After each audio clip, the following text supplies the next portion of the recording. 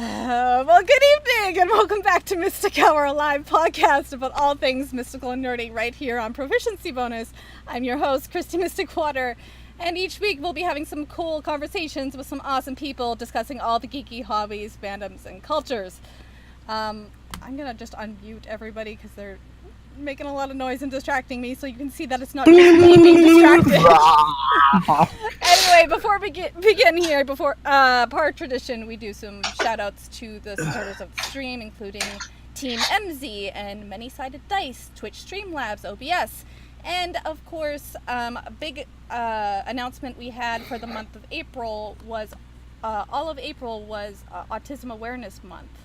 So I'm going to throw this back over to the peoples, and I'm going to get Matt to kind of explain what the whole thing is with the Zephyr Foundation and how awesome it was to have people donating last month.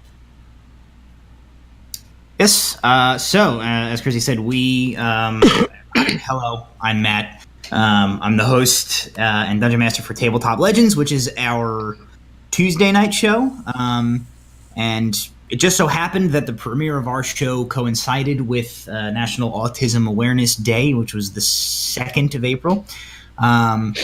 One of the other guys on our show, Curtis, who plays Osrius, the barbarian, he actually has some history working in the mental health industry, and so it's mental health is like an issue that is very near and dear to his heart, and kind of the stars happen to align, and we happen to be starting our show during Autism Awareness Month, and I brought the idea of maybe trying to do something charitable to the group, and the Zephyr Foundation is a nonprofit that's actually local to where the group of us Tabletop Legends folks are located on the East Coast in New Jersey. They're a very small nonprofit organization. They have two small businesses. One is a coffee shop, and the other is a sort of like an art gallery type of thing, both of which are like the forward-facing fronts of this organization that tries to raise money and do a lot of work for people in the local community with developmental disabilities, doing work to help people integrate into society and help change stigmas and perceptions of people with sort of alternate the technical jargon is well beyond me. Offensive or insensitive, but people whose minds work differently, essentially, kind of changing the stigma that there is something wrong with them, as opposed to just that they might function differently. So they do a lot of work in that area, and they are like right down the street from us. So we decided we wanted to raise a little bit of money, if we could, for them. Our opening night stream, we decided we would do a matched donation that Cast put together some money that we could raise, and then put out the call for our audience to donate. And Russell, it took us 30 minutes to blow past what we ever thought we were gonna pull together. It was real quick. The community, the Proficiency Bonus community, lost their dang minds. So generous, donated a ton of bits, immediately cleaned us out, and kind of afterwards, in talking with producer Michael about how we could maybe expand this, since it was way more than we had even anticipated. We decided that all of the bits donated by any viewer on any proficiency bonus show during the month of April were going to be added to the grand total. Unfortunately, I would love to have and here's what we raised, but as it turned out, the amount of bits donated during that first stream was so much and so quickly for our rinky-dink little small streamer community system that we use to track our bits. It's still broken. So you broke the system. DM producer Michael told me he's still working on trying to figure out exactly how much we did bring in to add to that donation. But we do know we have at least $700 that we were put together from the Tabletop Legends cast. We have whatever's coming in from the bits and maybe a few other things here and there. A portion of the Tabletop Legends mugs that we sold. Our Tabletop Legends sponsor, Marble Moon Studios, they got on board and are donating a proceed of the portion of the mug proceeds. And the woman who runs... Here it comes, Mug, son of Mug. Loudly unwrapping his mug. The woman who runs the Zephyr Foundation was like... it was a very odd meeting that I had with her after we had like kicked this all off. We just sort of like cornered her outside one of her businesses. She was like running a power washer. And we're like, hey, we got to talk to you. And she was, we told her what had happened on our stream and how the community had like jumped on board. And the woman was like moved to tears, just like in the street with a power washer on like a Thursday morning. So we're very happy. We're really glad we picked a small nonprofit organization. One of the things that she said to us, it was kind of a mirror to sentiment that we had, was so it would be cool to raise some money and give it to some big charitable organization. It's still a great thing to do, but it's sort of like a drop in the bucket to a huge nationwide organization. The impact of this is much greater, I feel. Yeah. She was like I can do so much with $700, which was what I told her. Is like, it's at least that much because that's what we're donating. And I feel like the Twitch system is kind of similar to the YouTube AdSense program, where it probably gives you like the following month, like a month delay for payments. So I feel like that's probably why he's trying to figure out exactly how much the month of April pulled in. So it might be a little while yet before we have an exact number, but as soon as we know exact numbers, we will definitely be letting everybody know, letting the Zephyr Foundation know, of course, too. So, and I think yes, you going to be filming a video when you actually hand over the check. That's the idea, and then it might not be like handing over the check, but we definitely have been in talks with her about going out there and shooting some videos. Yeah, we want to showcase their business, showcase what they're doing, kind of talk to them. We've had discussions about our we've developed these dumb bit characters that we do for our videos, the Ad Wizard and Sharkarino and Barry and things like that. So we're going to kind of do something fun, we hope, and showcase them. But their website is zephyrfoundation.org, I believe, and it's spelled ZEFER. Lip's got props. You can't have a good show without props. Yes, zephyrfoundation.org. That's what we saw with the Symphony of Mugs that came. Also, just like really quick for folks who are watching, don't let that stop. Really good impetus for donating and pushing it forward is to just keep it continual. So just because we did this month, or just because it was for that month, doesn't mean you can't stop giving. There are 365 days in a year. So the donate link right on their website.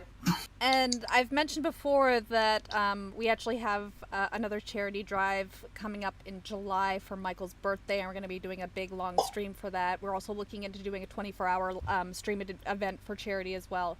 So definitely keep posted. We will be updating that as that comes, but that is definitely something that the Proficiency Bonus family definitely wants to continue doing. Yeah. So. Well, that being said, I think we're done with announcements now. So tonight we are going to be talking about improv and how that correlates with Dungeons and Drama, the theme of this month / last month, because, delays. So before we get started, I just want to get everyone around the table. I think everyone except for Matt has been on my show before. Matt, you've been on my show yet? I can't remember. I think some sort of natural disaster occurs every time I've. I know, it's always something always happens. So I'm just gonna get everyone to go around the table and reintroduce yourselves, who you are, where you're from, any plugs you want to do. I know you already plugged kind of Tabletop, but feel free to do that again if you wish.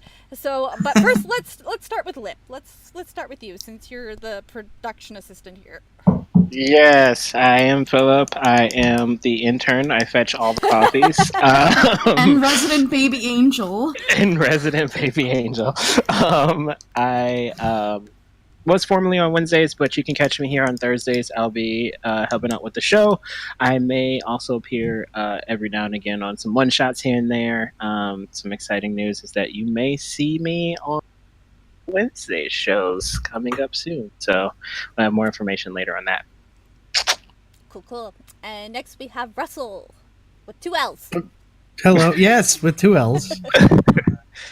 Not to be confused with the previous episode, which was Yeah, one I L. know. It's a completely different person now, guys. And then the episode before that, which was 2 L's. 2 L's, so yeah, I know. I have to Consistency. develop 2 different personas.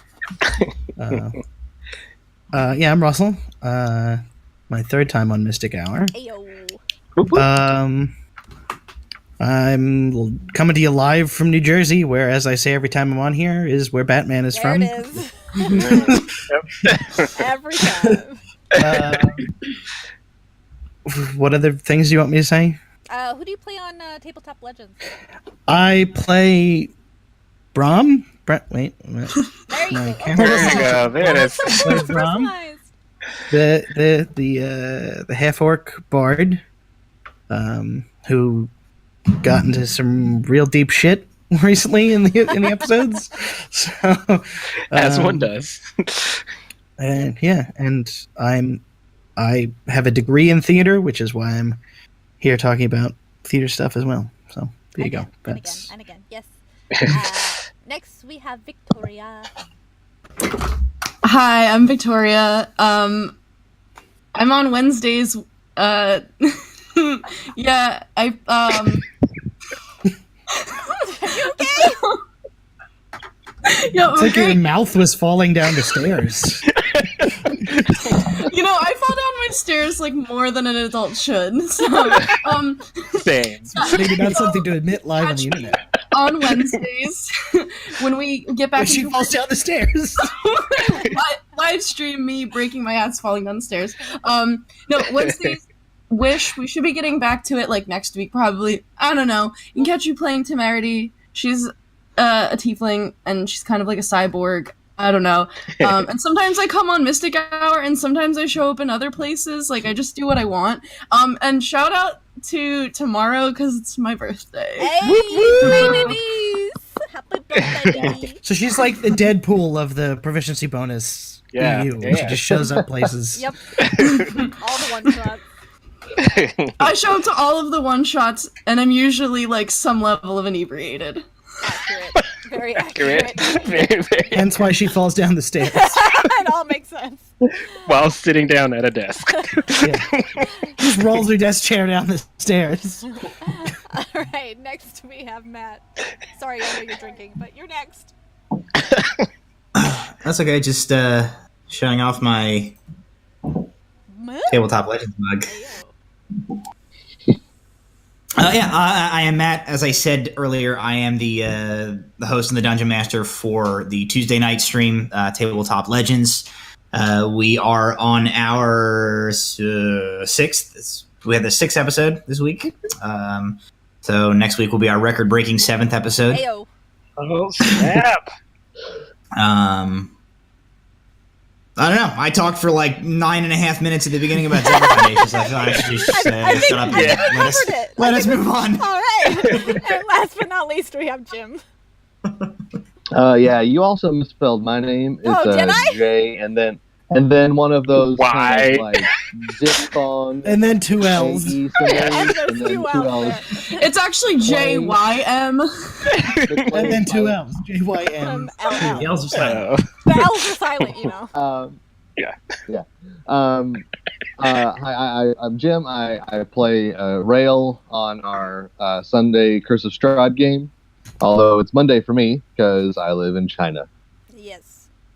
All the way there. For anybody who's curious, the itching question, I am from Chicago, and that Canadian next to me is from Canada. Wow. Yes, where Canadians tend to be from. Exactly. That narrows it down so much. Number one maker of Canadians. Yes. Canada. Oh, Canada. I am on the West Coast. Second only to Singapore. Oh, jeez. Wow. Wowie, guys. So improv. So improv. All right. Where do we want to start today, Lip? Yeah, let's just start right there. What is it? What is this crazy, wacky thing that is called improv, and why do we care about it? Ooh. Any takers? I'll start. Sure. I have a degree You in need to give my the like the official college educated. Yeah. your Give us first- the Yeah. official. I have a degree. I wish we could have set up there's that GIF of James Lipton from Inside the Actor Studio where he just goes improv. Yes. We could have said, Yes. thrown that in every time we said improv. If you are watching this right now, I want everybody to go to Google and look up that exact Yeah, GIF. James We Lipton. will sit here and wait. But we'll hear the scholarly version, and then we'll hear like the real answers. I will attempt to give a scholarly version. So, improv is improvised. So, improv is usually the earlier stepping stones for acting and theater in general. You usually start working on that before you build to other things. Usually, pantomime is where you start first because that gets you into movement, and then you move into improvising. And improvising is sort of it comes in handy for most things, whether it's theater related or not. Improv comes in handy in theater in terms of maybe you're in a play, maybe you completely forget a line, and you just gotta come up with something and not look like an asshole. That's very. And it also one of the things is the more standard idea of just doing comedic improv for audiences and enjoyment and stuff like that. But my favorite use of improv would be for devising things. When you're working on something, say you're writing a play or writing or something, whatever, sometimes it helps to just like, okay, here's our main characters. We're going to do a scene. We're going to improvise a scene and just see what comes from that. And then you can pick and take what you want from that. Mm-hmm. So, and it's, I think I would say the improvising is, if I would give a scholarly definition, I would define it as the art of being able to speak and act without thinking. It's just you really like you practice so that like you don't have to, if Lip says something, I don't have to go, oh, what am I going to say now? And then I say it like Lip says something, and then you say something back and forth. Exactly. Awesome. That I very actually much feel like it is a reactionary thing. It's a reaction, and it's also like very unscripted. It's pretty much like living in the moment and just reacting is how I would describe it. I wanna put a pin on you talking about devising specifically, because that's something I want to talk about more in depth. Obviously, when talking about D&D, but before we get into that, what are you take on improvising? Do you have any experience with it yourselves? All of it. I improvise every time I get out of bed, and I tell people I am a upstanding citizen of the world. I did have a professor that was like, on the first day class, was like, technically you are improvising at every moment of every day of your entire life. Right. And then we were like, okay, you did way too many drugs in the 70s. lady. Yep. I think we had the same teacher. I'm pretty sure we had the same teacher. They're pretty standard. Theater Yes. teachers are pretty standard. Yep. How about you, Matt? You have any experience with improv? Yeah, I did a few. Like small, like play production type things in college. where we would do like improv exercises, warm ups, or I distinctly remember being in in an auditorium full of like 800 people, where somebody who was in a scene with me forgot a line, and I threw I had to throw something out there, improvise to like pull a scene back. But I think the obvious answer is I have a multiple time a week exercise in improv, playing D&D. And I was going to say to our to add to Russell's initial definition of improv, one of the things that I like about improv, and that is like a core thing of improv to me that ties into the same reasons I like D&D, is it's an innately collaborative exercise, as opposed to if you're sitting down and writing a script or a screenplay or a scene or a story or whatever. I guess theoretically you could improv by yourself, but that's sort of weird.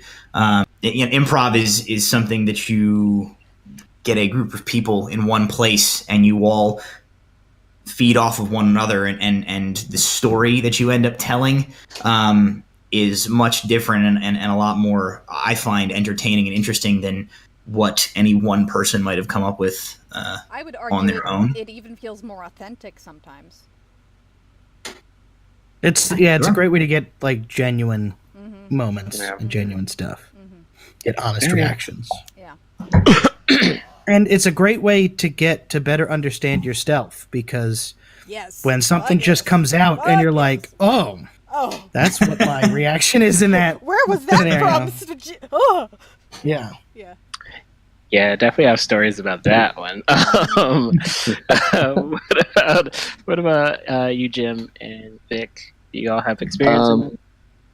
For me, most of my theater experience was through high school and early college. And my favorite bit is that we did a week play. So we did a Commedia dell'arte style play where it was improvised. And so like for the whole week, we basically didn't work on any dialogue. We only worked on, like, here are the kind of things that your particular character, has, and as long as your character has those things within the context of the play that we're doing, then we'll do it. And we all made those big, paper mache masks. Yeah. So you mentioned quarter mask. Yeah. I'm gonna make a guess here. Were you Pantaloon? Oh, please say you were Pantaloon. I don't doesn't remember. No, He's sorry, I a don't Homer remember. character. No, my character worked for Dottore, and I was smarter than the doctor. Harlequin. You were probably Harlequin most. I was me. I was Harlequin. No, I don't think I was Harlequino. My friend David was Harlequino. There's two. I- There's the assistant to. Like you just said it. There's the assistant to El Dottore, and then there's the one that's the assistant to Pantalone, and they both argue and fight with each other. Other story. That's the other history. You could just slowly feel half of the people on the podcast. Yes, I follow. dying inside. Yeah. I don't Yep, they know. just drop right on off. Whoosh. I felt that. Well, let me Tune in pivot- next week. We do the Commedia dell'arte. Oh let me pivot and bring it back to a vein that Matt struck earlier. Is that definitely in D&D there's a very strong improv strain. Is that especially as a DM, your players are constantly like whipping questions at you that no amount of planning can account for. So Uh-oh. Uh-oh. It happens Spence. every time. It happens Oh, every time. look at that face. He's always in the middle of something really profound, and he drops. All right. Oh, Vic, Jim. Finish the thought that he just had. What is he trying to say? You would know. He's admitting that he was Pantaloon. Oh, okay. That was what I was reading. He was admitting that he's been exercising his bowling ball this entire time. If I had to guess, and this is actually a point that I had like in the chamber for some point when it became relevant. If I had to guess, there he is. He's back. Maybe I don't have to guess. Oh my god, there's so many cliffhangers. You cut out! We totally lost you! When did I cut out? Oh heavens! No amount of preparation as a DM can prepare you for. No amount of preparation as a DM can prepare you for questions from a 12-year-old that say, "What does the money look like?" Or Yep. Looks or like money, you can I bastard. Like in Critical Role when they're like, can how I do you have think 6 this cats as a character? 6 Yeah. cats. one of my kids, she said, well, if I'm a wizard and I can get a familiar, is there like a limit on the familiars that I can have? Like, can I just have like a string of 6 cats? And I was just like, I don't remember, so no. No, you say yes But you and. can have- Yes, That's the improv. first Yes, rule of and. improv. First rule Yes, of improv is yes, Yes, No, you have one I string of a number of cats on that one string. Yeah, so I did violate the first rule of improv. I'm sorry. Well, am I allowed to curse during this? Fuck yeah. Yeah. Just saying, Have you seen my show? I Fuck was- yeah. I have my version of yes and that I like to employ at my table is the rule of, well, there fucking is now, Yeah. Yeah. which is as We soon as talked about that in the I last Mystic Hour. is there a fighting pit in this town? Well, there fucking is now. now. Yes, I love it. Yes. Or I think my favorite ever. So I have a home game that's running Out of the Abyss, and there is without any like particular spoilers, there's a character like a potential villain in the module that the group can run up against named the Pudding King. Without any further information, the same as the players came into it, they just they learned the name the Pudding King, and one of my players gets real quiet and goes, is the Pudding King gonna have a voice like Bill Cosby? Oh, And I was like, well, he fucking is now. no. Boy. And so, I had an entire thing ready for this character, and it was like, okay, well, one comment from a player, and it's like, and we're gonna trash 6 hours of work on him, and now this character is a Bill Cosby Yes. monster. We talked a bit about the idea because we had our directing episode and we had our writing episode, and in both of those we talked about the idea of the ability in D&D to let go of hard-earned research developed work that you spend 6 months on. You have 17 paper cuts because you were printing out all that work at work when you really weren't supposed to, and someone asks what color is the hair of this one person, which happens to give away your major plot theme, and you just watch everything burn, but you keep on going. And how do you continue to make it interesting? Actually, in that sense, that's why I'm really glad that we're kind of ending with improv. When we talk about devising, I specifically want to kind of breach more into the conversation about what that collaborative effort means to you. Like, what does it look like in an improv setting, and what does it look like in a D&D setting? And are there any differences between devising for theater or devising for D&D? Before we get into that, Vic, did you have anything to add to your history with improv? I have no history.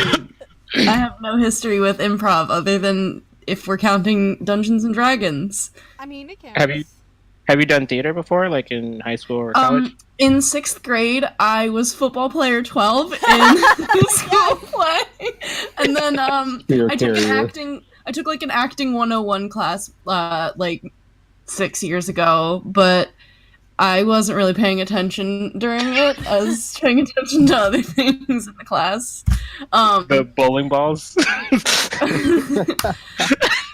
It's very confusing to the audience who wasn't here before. Yeah, they're missing an entirely 10-minute different joke. bowling ball discussion. Yeah, no, I mean, like, it was a good class, but, like, it wasn't really, like, there wasn't that much improving that we did in it, so I don't really have that much experience. Wait. You also have the experience of when you first started Wednesdays, you and I specifically sat down and did an entire improv exercise of what it would be like if Lilith and Robin went to, like, a restaurant. No, and we interviewed gossiped. each other. Yes, we interviewed each other. That's what we did. But it was That like was each interesting. of us as just regular people, then interviewing the other person like as their character. So it was like Victoria interviewing Robin, and then Lip interviewing. Oh, I Lilith. love that. Yeah, it was an interesting experience. I have never done anything like that before, but that was. I think I'd be better at it now, just because when I started the Wednesday game, that was like literally my third or fourth time, basically like playing Dungeons and Dragons, and I still like wasn't that used to it. But now I just don't even care. I'll do anything. That'd be a good like fun little proficiency bonus promotional thing. Is if we just had Interviews. with Character characters. interview. do their characters I run love their that idea. I absolutely love that idea. I was already thinking, get out of my head, Russell. I love this idea. Mind melding all over Especially the because place. my character will interview anybody and everyone. Maybe you'll be the host of Funny it. enough, the voice I used for my character actually stems from an improv I did. I discovered this a few weeks ago. When we were doing a test thing, we had to do. We were like sneaking up to a camp, and we decided we were gonna my bard and one of the other guys were gonna minor illusion ourselves as traveling salesmen. And so, like, I did this voice to that matched it, but after we had just I was like, I think that might be the voice. I was like, I know that's a voice that I've done for something, but I can't figure it out. Then it was like 2 weeks ago that I remembered. In college, I did it one of the days in class. We were doing an improv exercise where it was like each person had to go up, and it was just like you had to be like, make me laugh. You're like, okay, so we would go in a revolving like line, and you got like if you didn't make them laugh, then whatever you got next, whatever. So I remember at one point there was like four people ahead of me. It finally got to me, and we had like a stool in the center of the room, and I came and I sat down on the stool and I like mimed a cigar, and I was like, yeah, I'm here to audition for the role of Little Orphan Annie. And I was like, maybe far away, or maybe real nearby. And then that's kind of where Brahms' voice came from.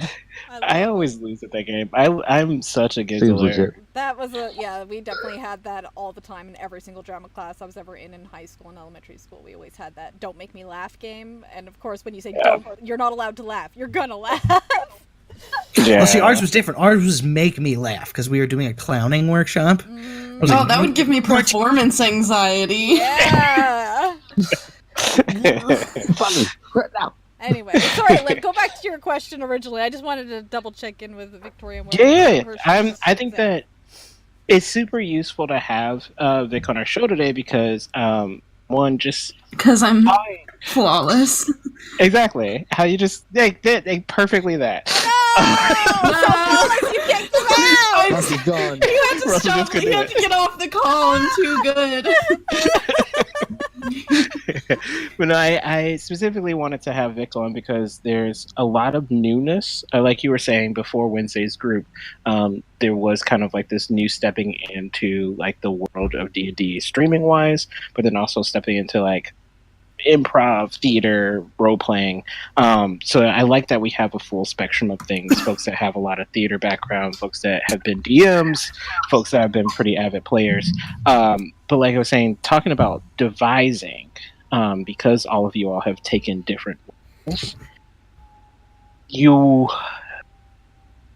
the tricky thing that I feel, and I'll answer it first, the tricky thing for me about D&D is that when you are devising, there's pieces that are innately yours. So like there is the lore that you write, there's a character you created, there's like the history that you have created for yourself. But then you always leave that up to the group to devise and figure out how that kind of completes the entire arc of the story. Like you were talking about, as a playwright, I can sit down and write an entire story by myself, give it to actors, and actors just accept that as a fact.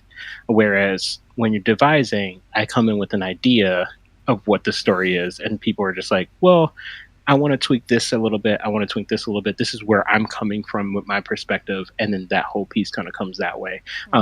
But I wanted to get you all's take on what that concept of devising was for you. Particularly, like I was saying, is there a difference that you see for those who have been doing like theater versus D&D? Is there a difference between theater devising and D&D devising?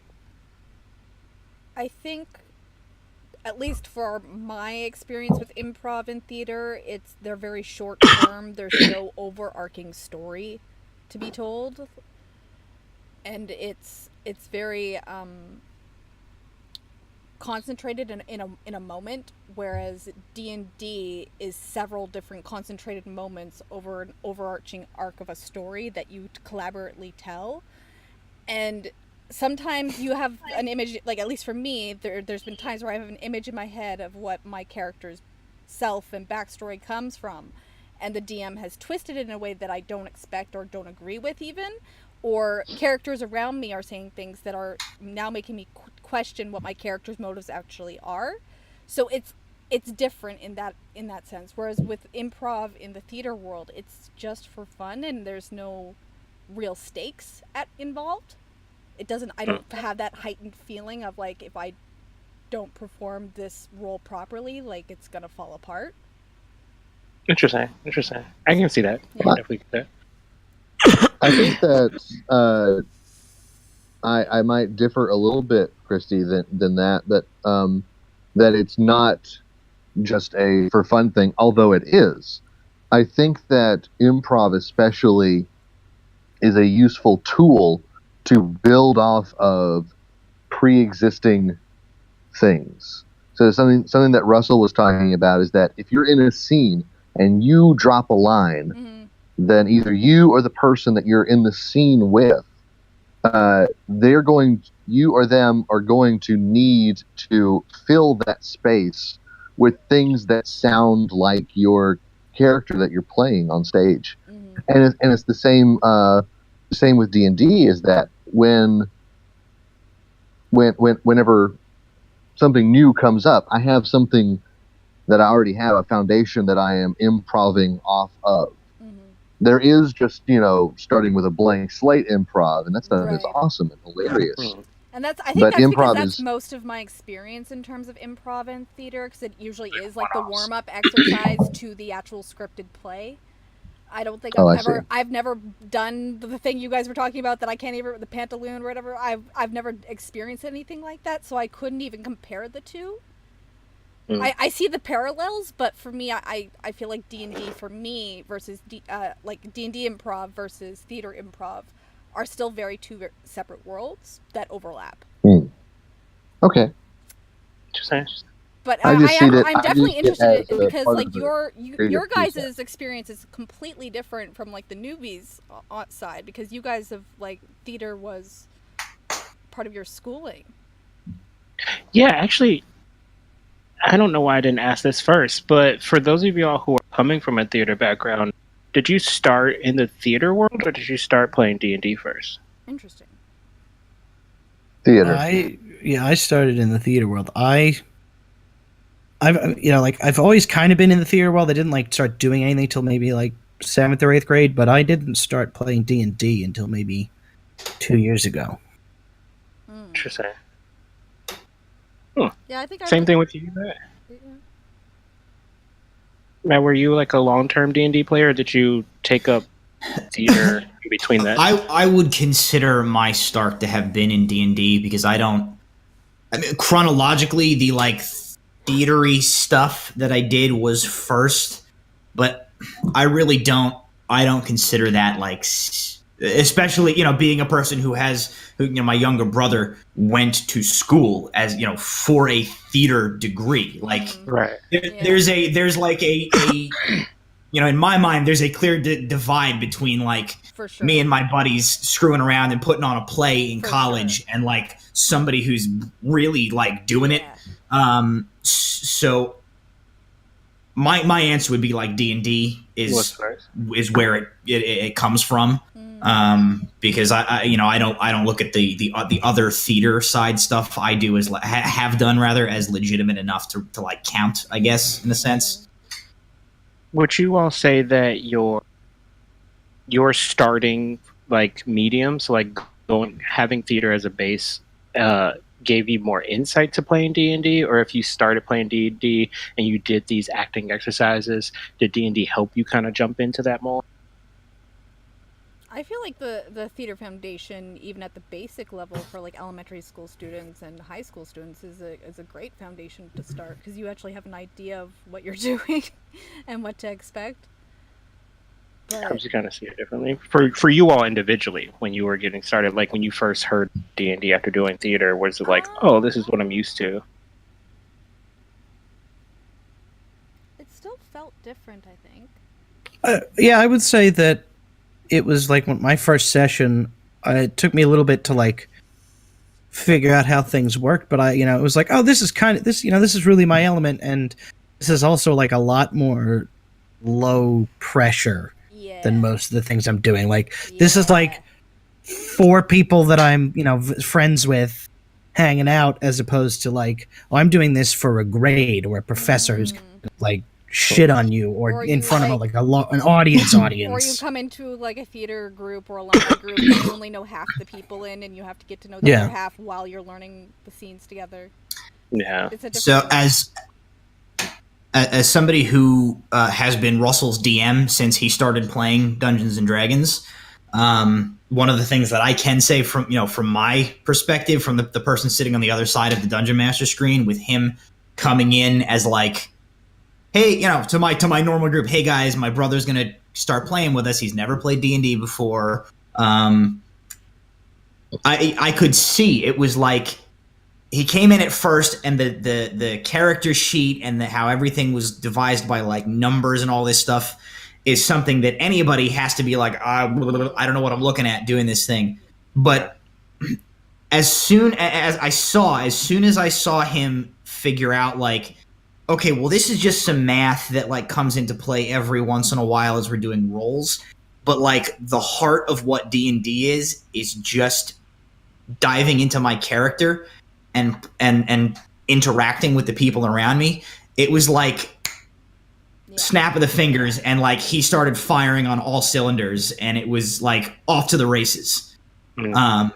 This coming from I have my home group doesn't like super heavily get into role play. They're more of a like kick down the door and call Dracula a big nerd type of group. I've totally done that. Yep.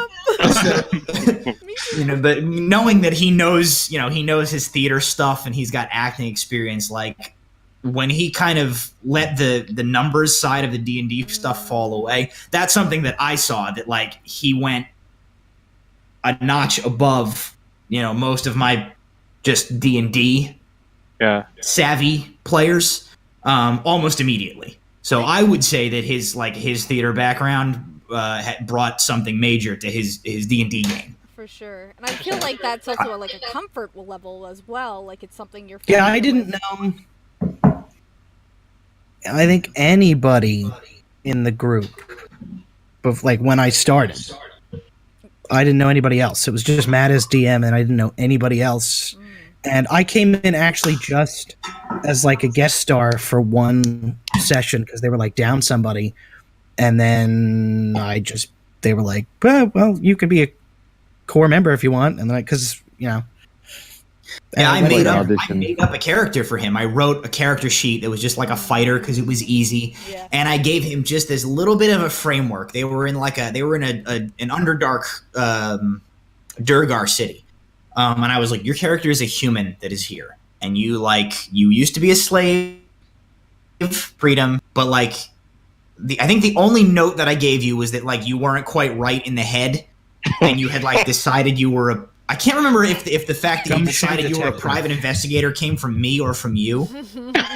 But within like 2 sessions, he was this like he had like a backstory where he was like he had gone crazy, and like he was like on the case of like who killed his wife.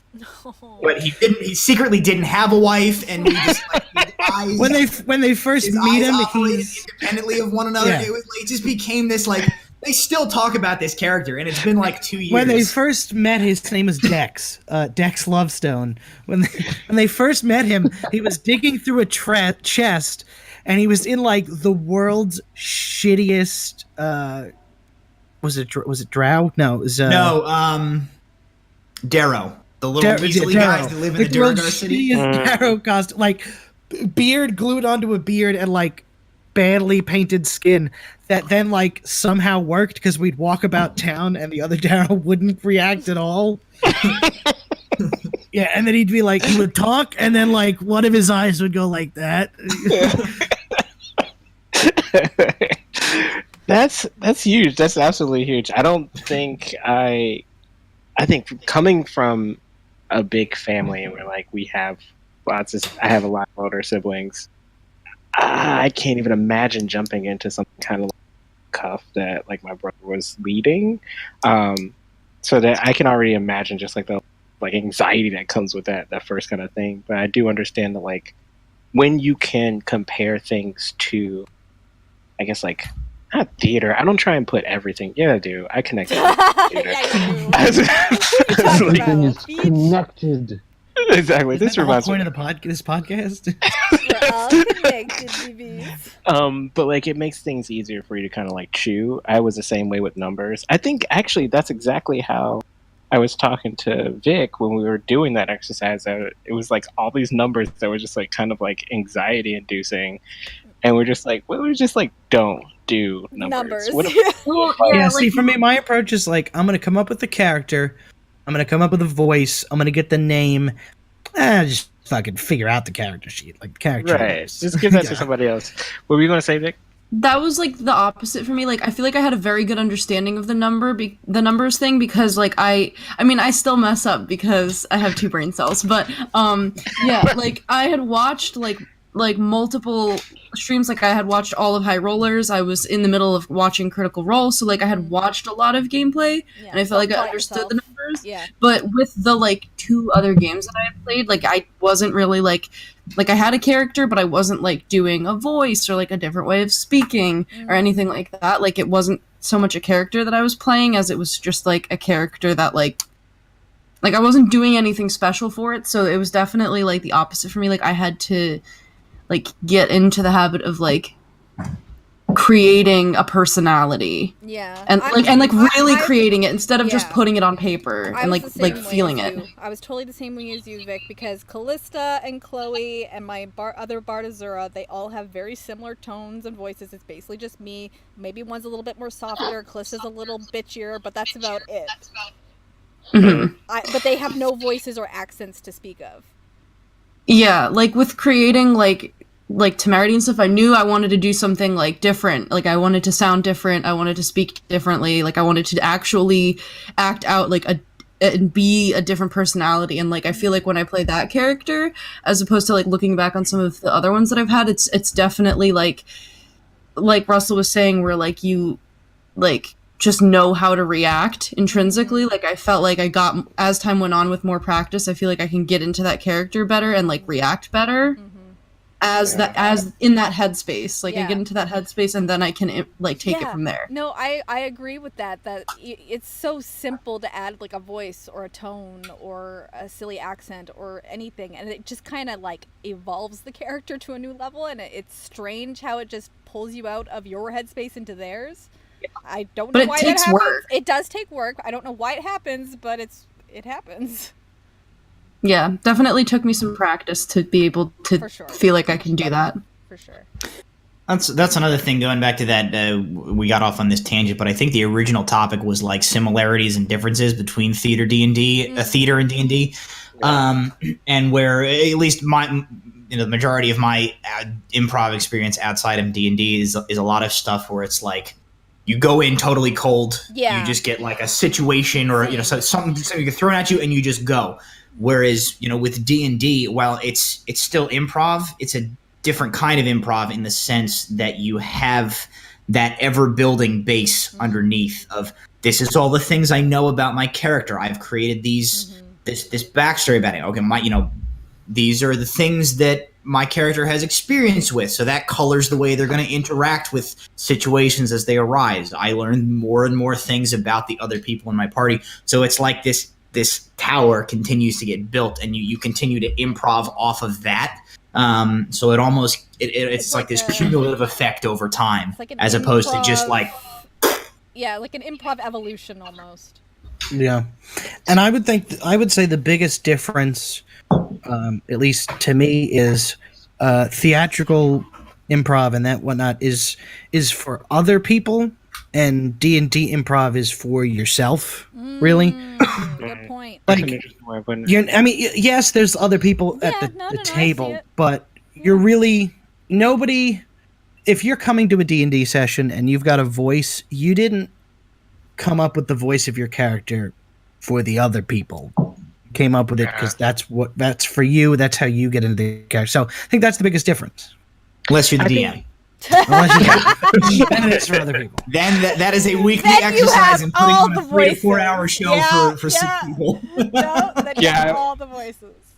You read my mind, Matt, because the question I was going to ask is like, would you consider D&D playing and D&D DMing as two different types of improv? Very much. Yes. Very much so. Oh, yes.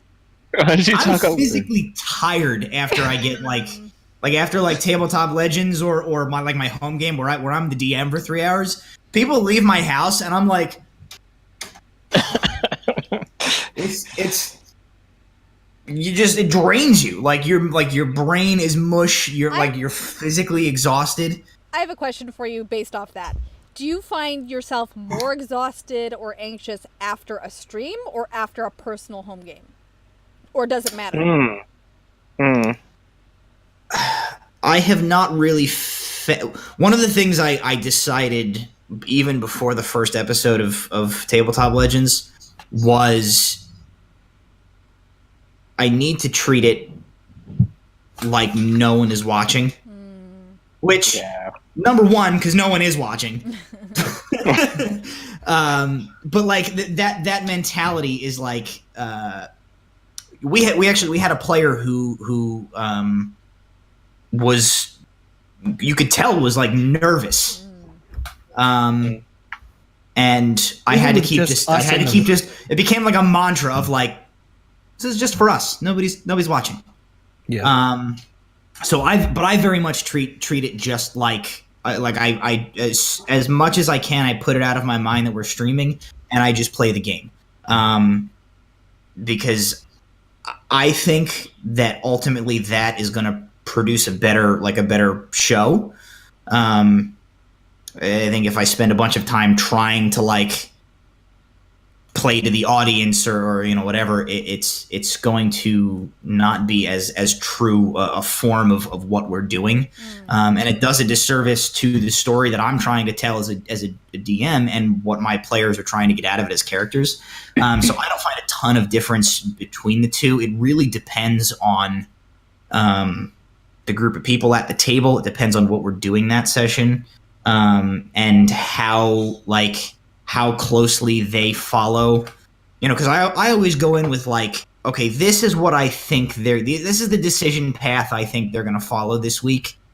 Be prepared, for divergence, but then it's how closely, sometimes they beat for beat, they do everything I think they're going to do in a session, and I'm ready, and that's usually pretty good. Sometimes they're like, oh, we're going to split the party 3 different ways, and we're going to talk to 17 different NPCs that you hadn't really prepared ahead of time, and so it's just the whole night of just having to come up with things on the fly.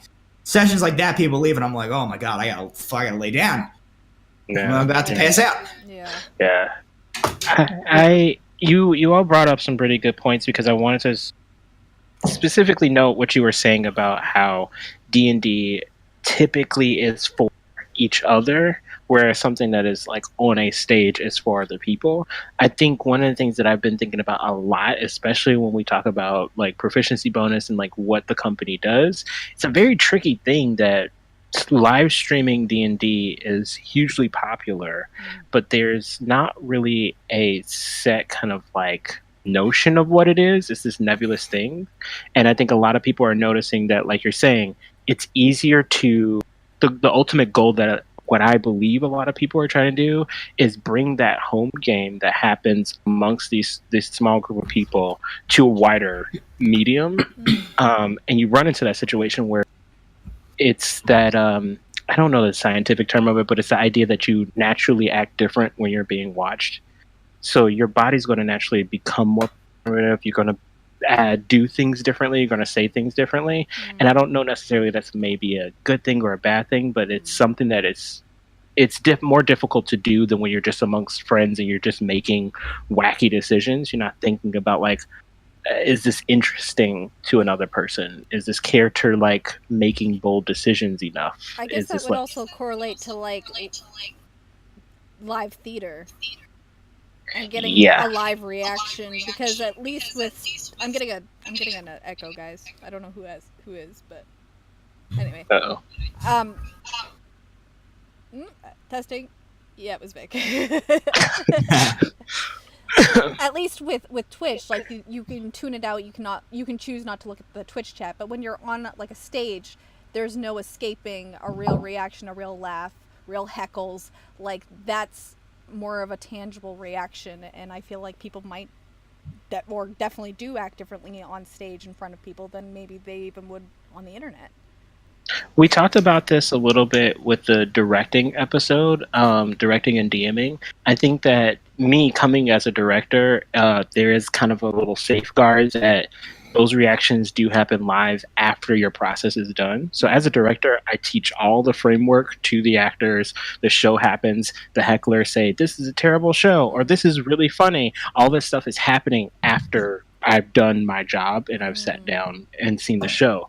I think it's much harder for a DM because not only is it not an audience that can like call out in the darkness, you have your players that are actively telling you this is terrible or this is really funny, and you as a director of this story, essentially you're pitching the story as the one of the actors, but you're also working with your fellow audience members who are telling you, I don't like this story, I want this to change, or like I want this to go this direction. So it makes things much harder. Like Matt's saying, you are doing twice the work in a shorter amount of time. But there's still things that you're doing on the cuff. So like you do, I think a DM as a director, versus a player, because DM is definitely a different position. You're pretty much playing to an audience of your own. Always. Always. Right. Where I think that I like the idea. That's what, after playing D&D for such a long time now, going back into directing, I love the idea that there is kind of like an absence of like a large number of people that give commentary, but not really. Doesn't give meaningful commentary that can change in the moment. Having the ability to DM a game and have your audience respond back saying, I am shocked in this moment, and I can talk about why I'm shocked in this moment, really does a lot for me as a creator, because then I can say, I know my audience more than I would on a theater stage, which is interesting. And there is also a weird power difference. In D&D, the players are on equal power, and the dungeon master has a much greater power. And in theater, every actor has got the same amount of power over the scene. Yeah. At the end of the day, it's about the story itself, and you are a instrument to the story, whereas in D&D, you are integral to the story. You are the story. I would actually even argue, it's just tangent to the point I wanted to make, but I would actually even argue that I guess it depends on what kind of a DM you are. But from my perspective, the players are actually the ones who hold a considerable amount more power in how the story unfolds than the DM. At least the way I do it, I consider myself like, yes, I am the player of every other character in the world, and I am the gods in the world, and I am the world itself, and I'm all of these things. But you almost treat yourself like a neutral observer who just, Lip, you used the term a facilitator. Yeah. As the DM, you are there to define the laws of how your world works, called cause and effect, action and reaction. And then all you do is just respond to what your players do. And so in that sense, the way that the story takes shape and the way that things progress is much more dictated by the actions that the players take. I know I've heard DM Michael say, like, the Storm King's Thunder game has been off the book for like months. Yeah. Because as a DM, he follows along with what you guys do.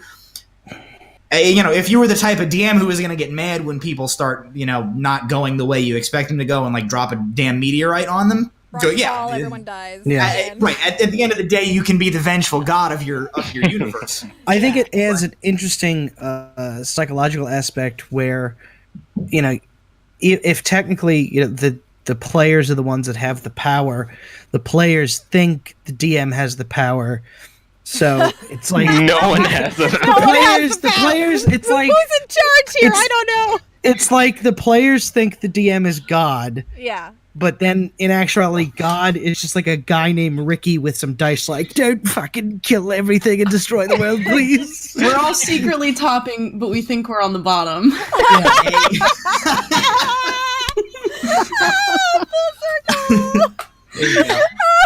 And that's why you're here, Victoria. That's why you're here. Yeah, well, I mean, like, I don't know. It's interesting, like, thinking about, like, the few times that I've, like, DM'd and stuff. Like, I'm not the kind of person that likes to plan things. Like, I'd much rather take a nap. So I'll, like, come up with, like, general ideas for, like, these are the things that, like, at least for one-shots, I'll be like, okay, like, this is kind of, like, the situation that they're in, and here are things that could go down, and, like, for, like, the maze that I had, like, that I made up in the, Exterminate one-shot, but, like, other things, like, I just kind of am like, yeah, this is what's gonna happen, and, like, we're gonna just see what they do, and, like, I'll come up with things, and I don't think of, like, well, here, let me think of ways for them to get out, like, let me put them in this trapped room, but I'm gonna put in these ways for them to escape. Like, no, like, y'all gotta figure that out. Like, if you're, like, at the bottom of, like, a well, and it's, like, 500 feet up, and there's, like, nothing else down there with you, and all of your equipment got taken, like, good luck, bro, figure it out. Like, because it's just, like, I think it's, like, leads to better improving. Like, I kind of just make stuff up as I go, and I think, like, also not worrying as much about trying to, like, plan things out, like, improving in a way as a DM allows for better improvisation on the players' parts, which I think allows them to kind of flex their creativity muscles. Yeah. I don't know. It's a delicate balance between being the perceived as the one who is making all the rules and setting the scenario out before the players and trying to react. And it was the point I was originally going to make before that I think is something that it's almost like, to me, that is like the golden rule of both improv in any type of a theater setting and improv in a D&D setting as either a player or a DM, is that you can't be precious about your, like, my world that I've crafted. Like, so they're probably going to try to have sex with everything. You have to have no ego about it. You have to be just like, let it go. Yeah, absolutely. We had another session talking about playwrights and lore building, and it's interesting. As a writer myself, I like being that person that has the holder of all knowledge, and I'm rationing out information over a course of time, especially seeing how most typical theaters, you have this many pages to get to before you get to a beginning, middle, and end. Whereas D&D, there's no structure to a this has to be the beginning, this has to be the middle, this has to be the end. You find it as you go along. And so, like you said, there's times where it's like, I may have this nugget of information that is very juicy that I want to hold off until the right moment. But when are you going to find that right moment to give it? At the end of the day, when somebody wants information, they're going to get it. And players, time and time again, have found ways to get that precious little hidden secret that you don't want anybody to find out within the first 5 seconds of playing the game. Yep. No matter what the case may be. So it then becomes what is the idea of like planning and creating when improv or improvising this idea of what the later story is going to be. It's fun. I think that like Vic was saying, it's a great idea to just have like a general idea of saying like, this is a concept. This is a problem. That's what that's one of the things I absolutely love about D&D. I can give a problem and not have a solution for it, and not need to have a solution for it, and then we start the session. And by the end, either I'm going to get an answer to that solution, or I'm going to find 50 ways not to solve that problem. One of the great things about being a DM that you can sit there and you can put a problem in front of the characters, and then you can just quietly sit behind your screen as they talk it out, and somebody goes, "Oh, what if this is the secret to the puzzle?" And you're like, "Yep." What if that? And then when they like, and you're like, you've solved it. They think you're like a brilliant master of the universe. I'm secretly drawing a bunch of cats on a blank piece of paper. Your idea. Yes, I have the solution. I think the best piece of advice that was ever given to me when I began to DM was just 2 words: barely lose.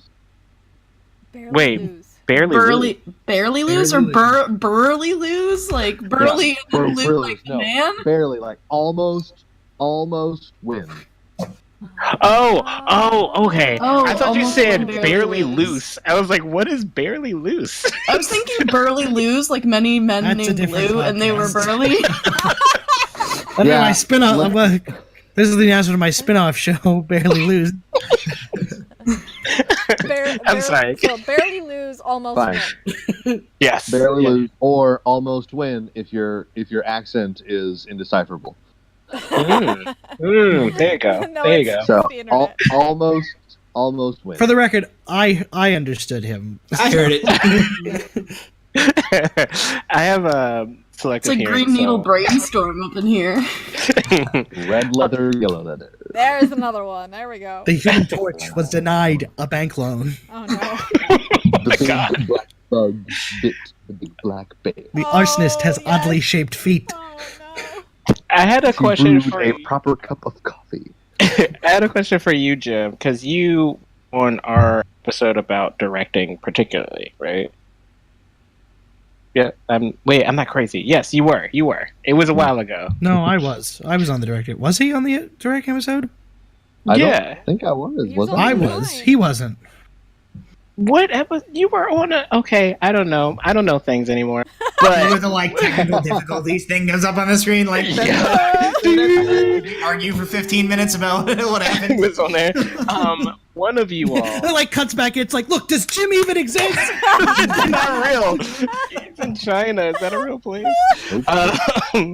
One of you all said on the show that the history of being like in theater, you have like this natural kind of like bone in your body. I don't know, maybe that was you, Russell, where you just have this bone in your body that you just kind of like receive things. And we were earlier, if anybody who doesn't already know, I'm surprised we haven't explained that in this episode, but like the idea of yes-anding, it becomes like a mantra. I've seen like most people get tattoos of it. It's like a life motto.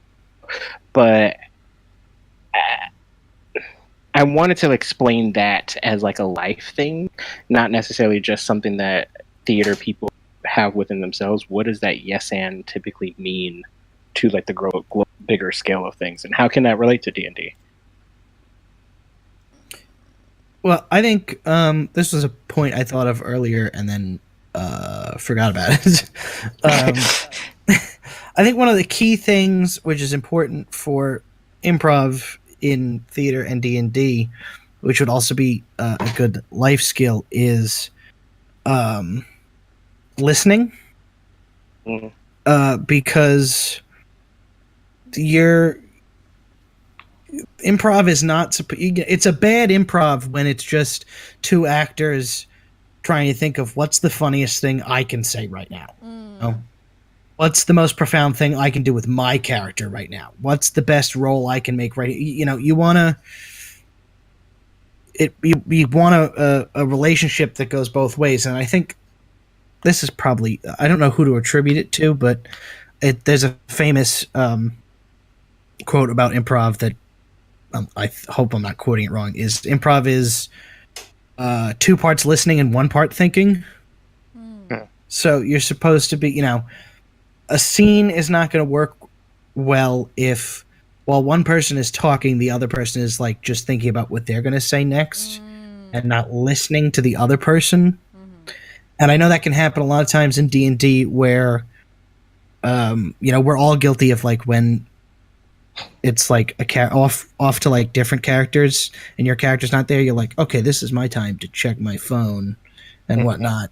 And you sometimes lose out on valuable like character information on other people and stuff. And a lot of times, a prime example of this is on Tabletop Legends a few episodes back. Some of the cast members were confused about the layout of the town. A lot of us thought there was a wall around the town that there wasn't. So we thought we had to like go through the guards. Now, if we had been listening and not like trying to come up with our own way to solve the problem, we would have noticed that one of our other party members was like, what if we just went around, circumnavigated everything, and nobody paid attention to him at all? Oh no. So, this comes to what I'm glad he brought this up because I wanted to talk about this. It comes back to like I was saying, you can't be precious about your creation, and you have to listen and collaborate with the people that are in a scene or in a session with you, without your job is not to be there to like, this is I was going in this direction and I'm just going to keep going in this direction, and anybody that tries to like veer it in one way or the other, I'm going to like bat them off to the side. Right. Whether you're a player, whether you're the DM and you're trying to tell a story a certain way. So like what he's talking about is we actually at the end of, it might have been episode 3, we like shut all the cameras down, we turned all the lights off, and like as everybody was sitting around the table, I was like, okay guys, let's have a talk. Me as the DM to you as the players, I was like, explain to me, I don't understand why you're making the decisions that you're making as a group. Like they don't seem like the logical decisions that a group of people would make in the given situations that you keep finding yourselves in. And they keep progressively making things worse for everyone. It's like to the point where it's like it's getting hard for me to tell the story that I'm trying to tell because you're coming into such conflict with everything that you run into when you don't, from my perspective, you don't need to. Right. And so, the answer there is not to be like, get your shit together, guys. Right. What are you doing? The answer is, what am I doing as a DM that is not appropriately communicating to you the information that you need to know to make informed decisions? And conversely, like, what maybe are you misunderstanding? And we had this big, long discussion where they were like, well, essentially, they thought I was presenting them the information in such a way that only left them one path forward, which was to, like, juggernaut their way through every situation that came up. And Leroy Jenkins. Pretty much. The whole conversation was like, you guys are Leroy Jenkinsing everything, and I don't know why. What am I doing? and I had actually one of the players wasn't there that session, So it was like 5-on-1, and they were like, we were not clear on what you're trying to tell us right now. We thought it was this way. And I'm like, okay. If 5 people are telling me that they understood something one way, whether or not I'm pretty sure I explained it like appropriately doesn't matter. Right. Like this is, and that's the core element of like you have to let go of the ego, and you have to just work with the other people either at your table or in your improv scene. Right. And in the back of my head, I'm like, yeah. but and it turned out and vindication because I was goddamn right because I talked to the other guy when he got back and I was like, got it on film. was it not clear to you that like you had the option to just walk like 150 yards up into the woods and circumnavigate where the guards were? And he was like, yeah, I was trying to do that twice and then they stopped me. I was like, I knew it. But 5 other people missed that point. Yeah, and if like, the group majority is missing that point, there's definitely a miscommunication somewhere.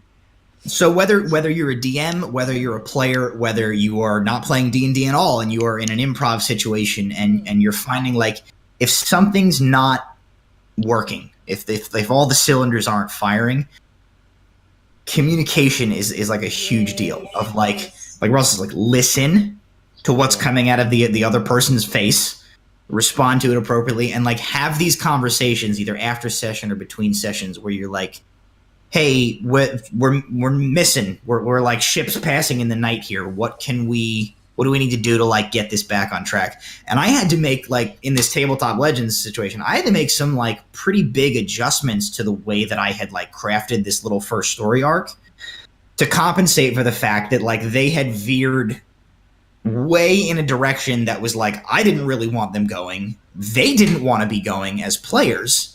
But it was like because we had this miscommunication, it was like no one was happy. Right, and that's not what you want with D&D. And I can either be mad and be like, well, fuck you guys, like you're all going to jail because you pissed off the cops, or I can be like, all right, how do we smooth this over? So it all comes back to the just like going with the flow, not being too precious about any of the things you've crafted, and remember that you're there to work with however many other parties are involved in the situation to tell a story together. Collaborative story. And the end result for everybody is like a good and enjoyable experience and a fun story.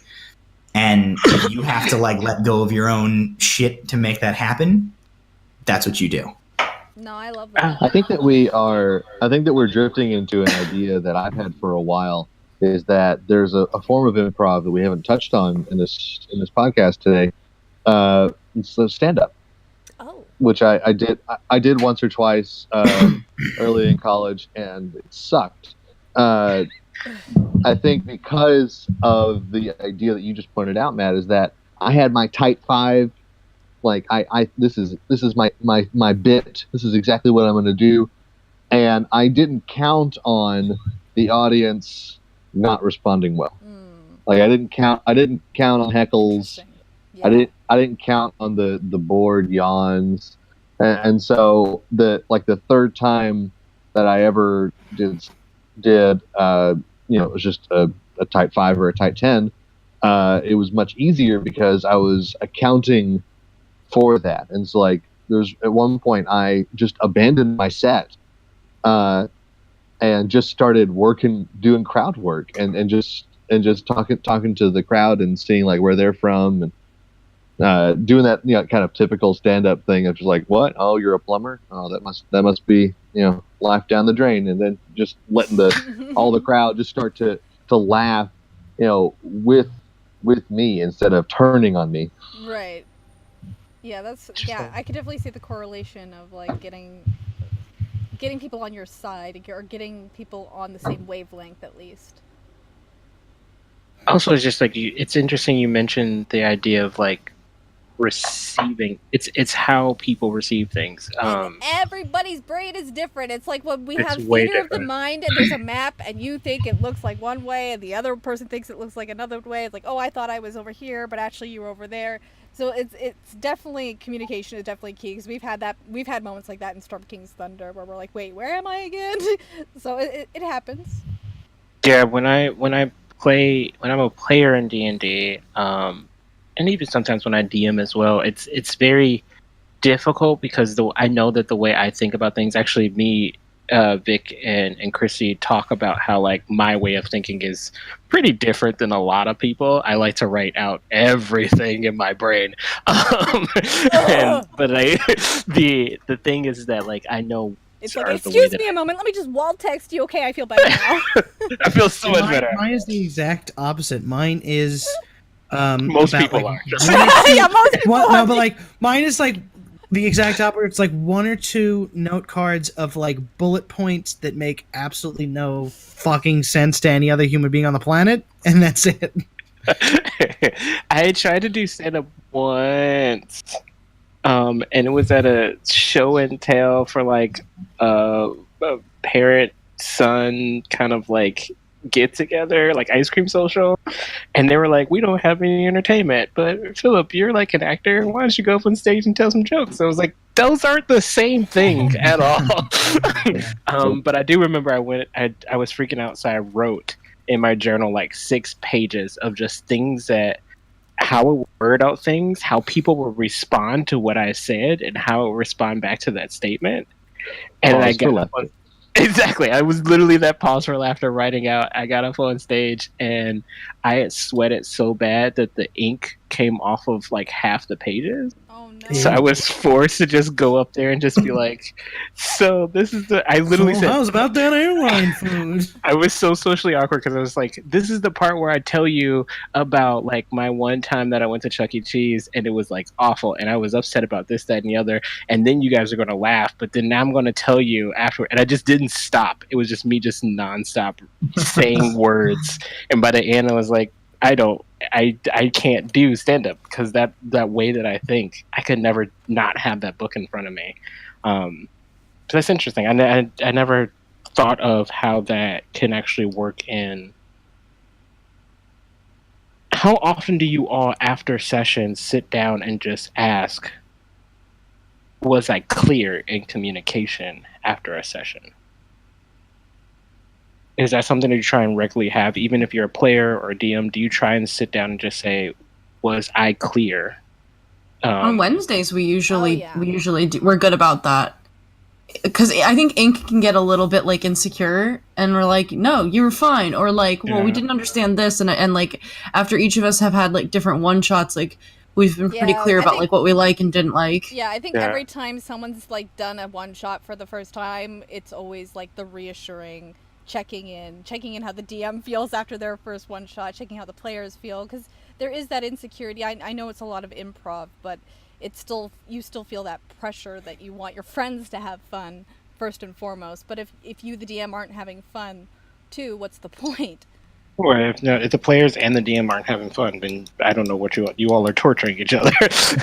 Straight up bondage at this.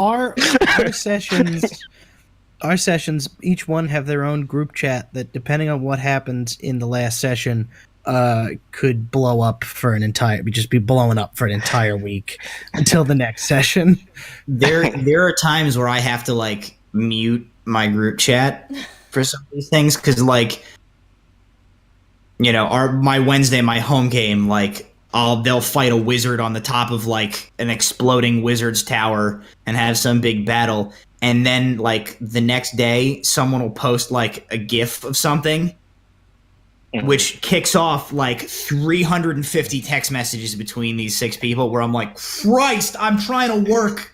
I can't right now. Those people right there. Me as fuck, Matt. I feel you so hard right now. I hate when Christy goes on Do Not Disturb because it means that she's not seeing how funny I am in her dreams. Because you guys are blowing up my phone. I'm like, can I just sleep for like 10 more minutes? I'm like, that bitch worship me, please. We have so many things to say. Validate me. Yeah, validate me, mommy. That's literally it. An interesting question that I want to ask for you all as well.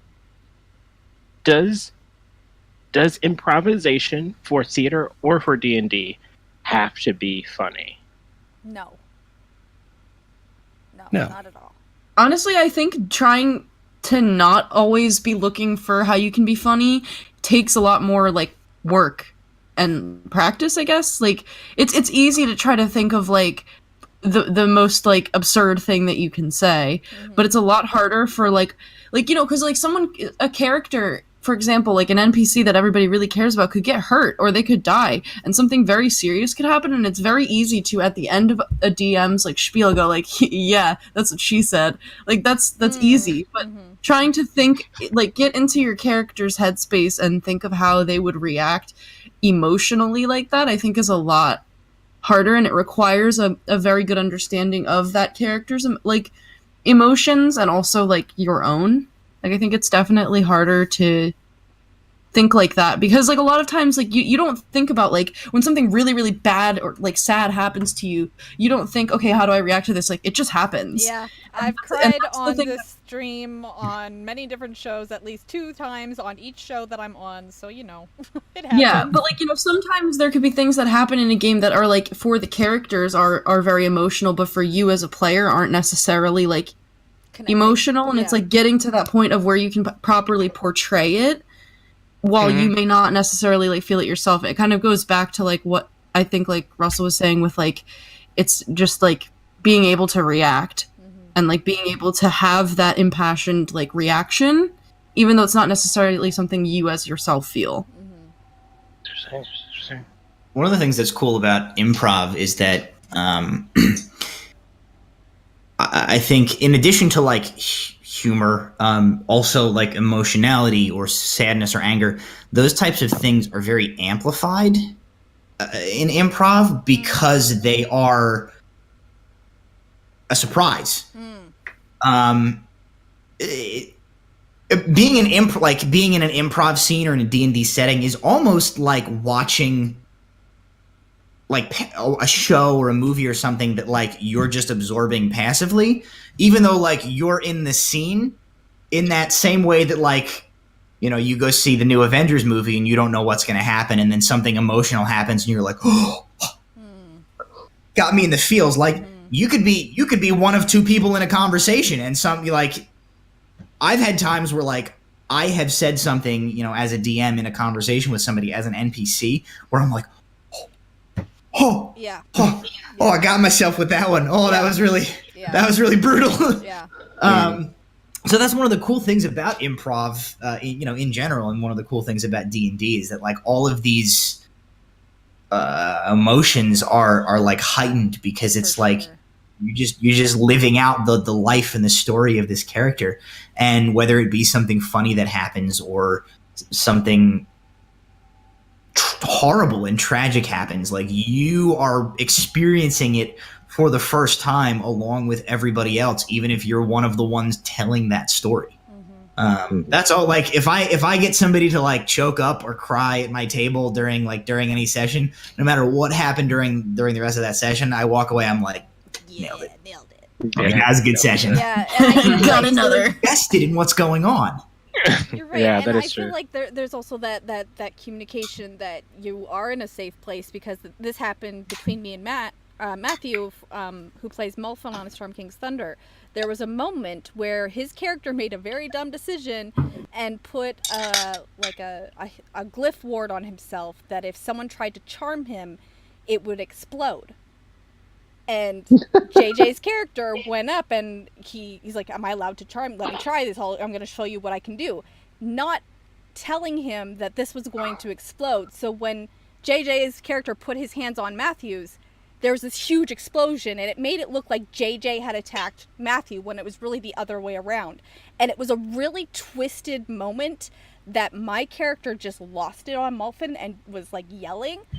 And I left the scene, and I was physically like just so angry. But the moment we got off air, Matthew was like, Christy, are you okay? Are you really mad at me? I didn't mean to. Like, he's like, we can retcon. I'm like, no, I loved it as a player. But in the moment, it felt so real. But like, we're good. Like, I loved that you did that because it's such a great character moment. Like, it was totally improvised. There was no way of knowing how that scene was going to end until it did. And it was, like, so mind-blowing for the rest of the people at the table that we were like, did that just happen? Did you just, like, mind twist the fuck out of this? Like, what the fuck? So those type of moments, I love them so much. Like, even in the moment as the character, whether you're feeling sad or happy or whatever, when you step back out and you look at that scene for what it was, you're just like, wow, that was powerful shit. And I love that shit. Yeah. I love that about the improv of D&D. I think that's what I like the There's most. no way you could script that. I think that's what I love the most about just like general improv, which is something I'm not proficient in. I've become better at it with playing D&D, but Add your proficiency bonus to improv. yeah, I was able to add my proficiency bonus because I've the company. But watching, so one of my favorite kind of moments that I would define as like integral improv. If anybody can ever find, like, if you go on the internet and look it up, definitely look up Carol Burnett's show. She had a special guest, Robin Williams, come onto her show. There was a scene where she was just given a script to mourn the death of somebody in her family. She didn't know who the person was. She didn't know that Robin Williams was going to be, what character he was going to play. She just had very specific lines that she could respond to. So she had like a list of different lines. She memorized it. She came onto the set. Robin Williams showed up as this man who walked on from the street into this funeral procession and was looking for a used car store to pick up his Bentley because his wife left him, literally left him at a park like a stray dog. Yeah. And so the whole conversation, now we all know how Robin Williams Yes. performs. Yes. And so like the second that Robin Williams even came on stage, you could tell that Carol Burnett could not keep a straight face whatsoever, because it was just this social awkwardness of just like the funeral silence and Robin Williams just like awkwardly getting closer and closer to her to eventually ask who died. Like that's literally all he was gonna ask, but he just got so close to the point where like his nose is like on her cheek and he's trying not to like bother her because she's crying on stage, and the only thing that he asks is who died, and she just loses it. Like she absolutely loses it on stage. And I'm just like, the idea of just like raw surprise, you see it a lot on SNL as well. It's raw surprise where it's just like you cannot script that, you cannot find that, you cannot produce it, you cannot write that. That is one thing that every writer aspires to be able to write organically, but that just something that is a part of human nature that just happens. It's always been that's one of the things I like most about D&D is when we have those organic moments. For Christy and I, it's that our Sunday session when we had this scene that we're now calling Are You My Mother, of just like a character who's just asking about what class a spell is from, and he knows nothing about magic, so he goes to literally every one person who is a part of every different class, abjuration, conjuration, and he's just saying, what is this spell? And that person's like, well, if you knew anything about magic, you would know that it can't quite be this, but it can't quite be that. And you just see this idiot just being like, I don't know a single word that you're saying, but I'm taking all the notes and I'm going to go to the next person and explain what conjuration means as a 5-year-old. And it's just like, really funny. Like the moments where you just lose it, that's like, okay, I'm thinking back to that picture you sent, but when JJ just stopped after saying something and just looked at us all, like, and like we all collectively just lost our minds. His eyes Like, we were weird just done. Shit. I'm like, Yeah. I can't. And it was a serious moment too, and it's just like we should be Yeah, it was laughing like, and I'm just shit. gonna wait here. It's like, you can't make those up. Yep. Those are the best moments. Those are Yes. definitely the best moments. Yes. I wanted to say sometime, because I know we don't have a lot of time, but I want to say this for the very end. It was a while ago now when we originally had the episode, but speaking of SNL, I don't know if you guys have all seen, there was an episode that SNL did actually on D&D. And it was recent. It happened like within the last couple of months. Have any of you all seen Was it the one that you linked where it was like, yes, my liege, comrades? Yeah, So- I've seen like the first minute or 2 minutes. I couldn't finish it. It was just too cringe. So it's an interesting kind of like concept that SNL kind of has this perception of what D&D players look like or act like.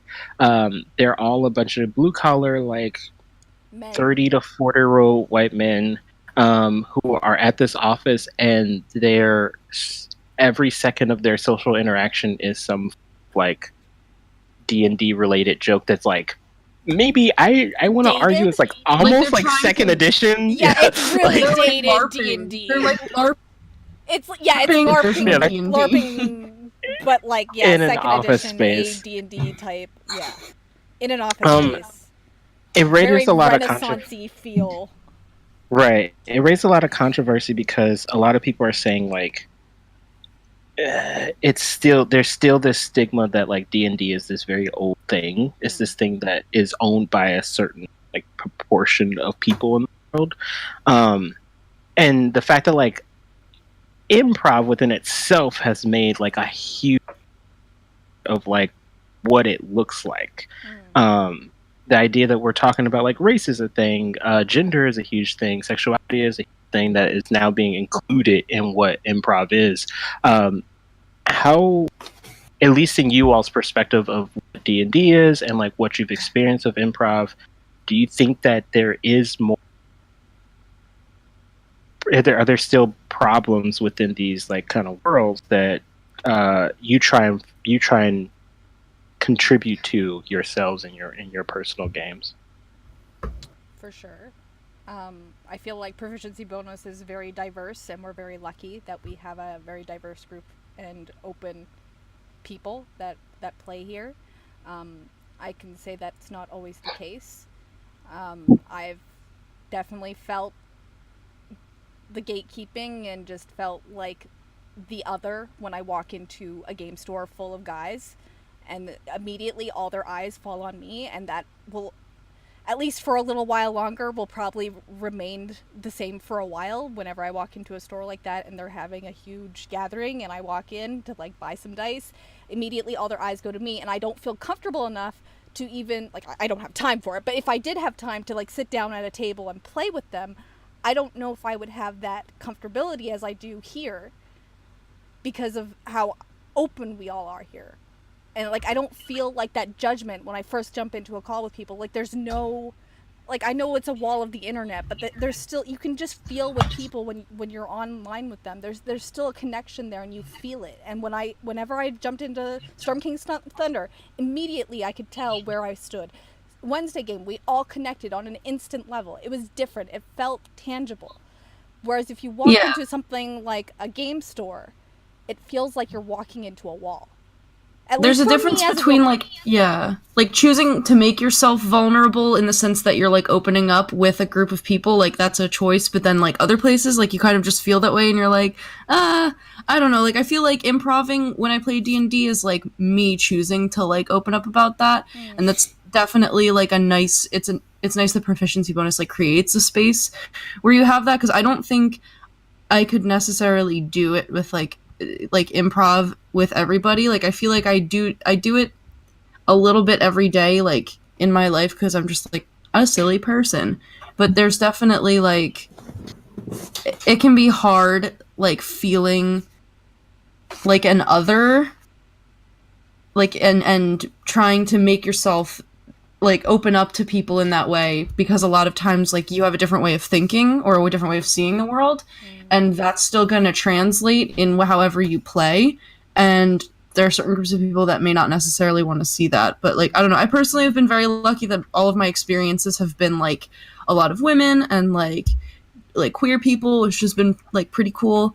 But like I definitely think it can be like the thought of like going, because I've had those things happen where like I'll walk into a game store to like get some dice, and there's just like a bunch of dudes playing Magic the Gathering, and I'm in there and I'm just like, hey, and they're just like like just here to get some dicey boys, y'all. Just a girl.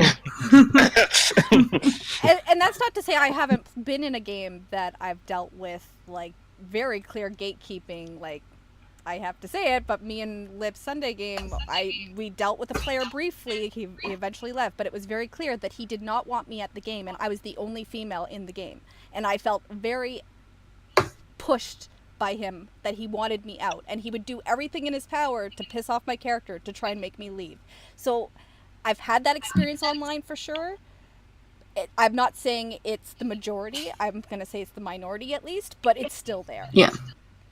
That's my question for the rest of you as well. Do you see this being more of a majority situation, or do you actually see it becoming a minority? Because I know that you all have your games, and you also have the benefit, unlike most of us at Proficiency Bonus, of having the game all in the same area and everybody in the same neighborhood. Good point. Does that look different in your town?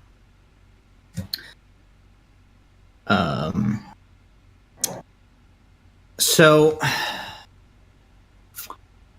my perspective on this, and it's I always feel weird trying like in these discussions because like as like a straight white dude. Hey man, we're here like, for all like opinions. the default Yeah, we're here for all of character it. in a video game. You know, like, lay it on me, bro. So it's like whenever the best that I can extend is that like I want to be like I want to play D&D and have fun with like cool people that I like. Mm-hmm. So intellectually I try to understand like being inclusive is important.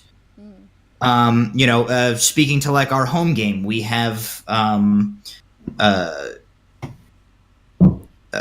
multiple we have men and women in both my home game, and obviously Becca is in Tabletop Legends. My wife plays sometimes.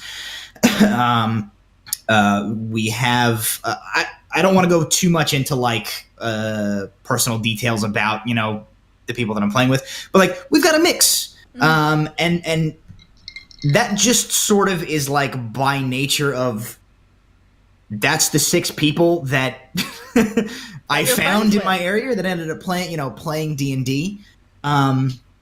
So I know for my part and I have the control where like it's my house, it's my table. Right, yeah. I set the rules. Yeah. Thankfully, I have never had this issue where everybody is there and everybody is cool with everybody else and nobody is like judgy of each other and whatever. So my experience has always been very much like, no man, we're just here to have fun. Like we don't give a shit like what color your skin is or what religion you are or what political beliefs you have or what kind of genitalia or lack of genitalia you might enjoy in I love my people like I love my tentacles. That shit matters. Genitalialist.